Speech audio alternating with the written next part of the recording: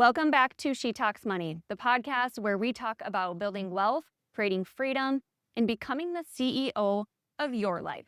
Let's cut through the noise for a second. If you're a woman chasing financial freedom, this episode might make you a little bit uncomfortable in the best way possible, I promise. Because I'm not here to sugarcoat it. I'm here to tell you what's actually holding most of us back and how to finally break through. I'll share stories from my own journey from self-doubt to 7 figures and beyond, plus 6 brutally honest truths I wish I had known sooner. This isn't about hustle for hustle's sake. This is about building a life that feels rich in every way, on your terms.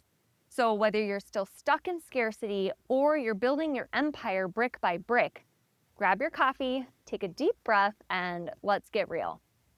Let's start with negotiation. Not just in business, but in life. I remember sitting in a room early in my career, surrounded by mostly men, all older, all more qualified, and thinking, what the hell am I even doing here? What changed everything for me wasn't experience. It was realizing that my perspective was my power. I saw things others didn't. I connected with clients in a way they couldn't. And instead of playing small, I started saying, here's who I am, and here's what I bring to the table.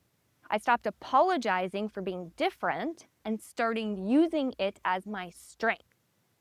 So if you're a woman listening right now, you don't need to become someone else to win. You just need to show up as your most powerful self. Owning your story is the most powerful negotiation tool you have.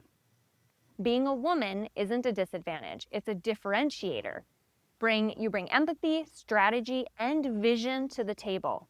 And women need to unlearn the idea that negotiation equals aggression.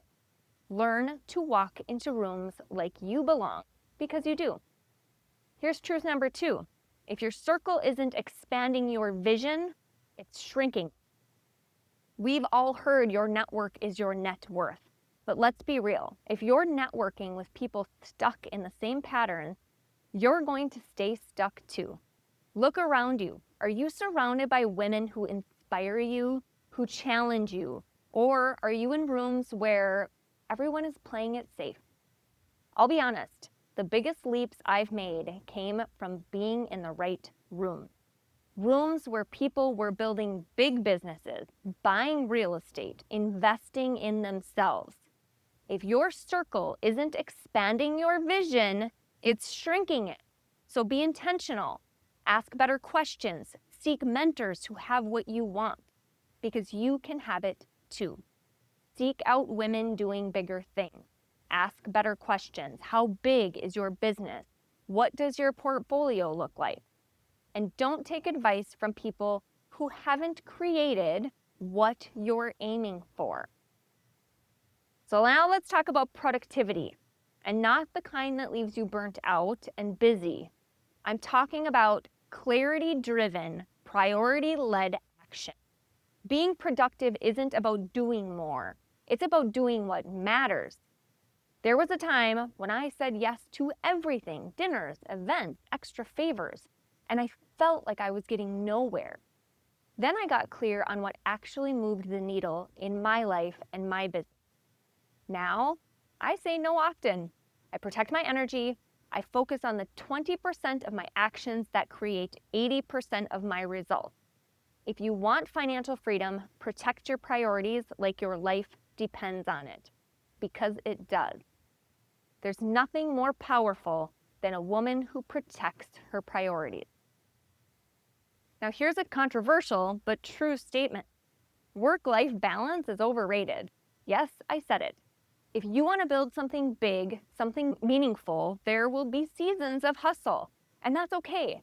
I'm not saying burnout is the goal by any means, but I am saying that impact requires intensity. There are moments when I skip the outing, the binge watch, or the lazy weekend, because I know what I'm building, I know the freedom I want later, and I know the legacy I'm creating. You can have it all. But you do have to define what all means to you and be willing to trade comfort, for purpose.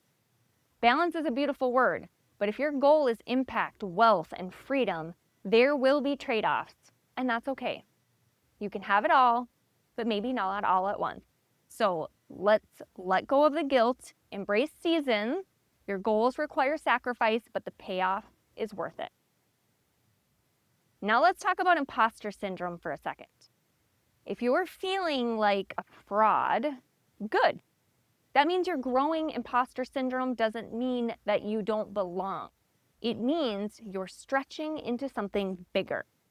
The key is to turn that self-doubt into skill. So ask, what do I need to learn to feel more confident here? And then go do that. When I started dreaming of bigger things, podcasts, courses, investments, I felt like a total newbie. But instead of shrinking, I built the skills. I hired help. I asked questions. I acted as if it was all already mine. Confidence isn't the prerequisite, it's the byproduct of action. So stop waiting to feel ready and start building your skills. Remember, clarity comes from action, not overthinking. So mock up your dreams, that logo, site, your business plan.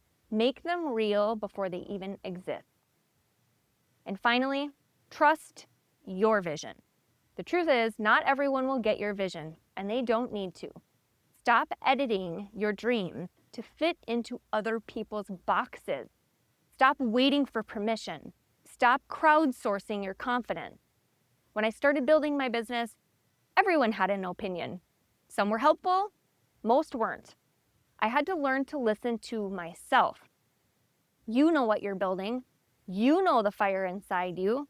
Don't let other people's fear put that flame out. You are capable of more than you know, but you have to trust yourself enough to act. You don't need approval.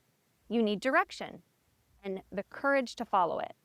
So go ahead and get feedback from people who believe in your vision, not those who want to reshape it. Stop editing your dreams to fit someone else's comfort level. Data doesn't lie. If your metrics are growing, you're on the right track.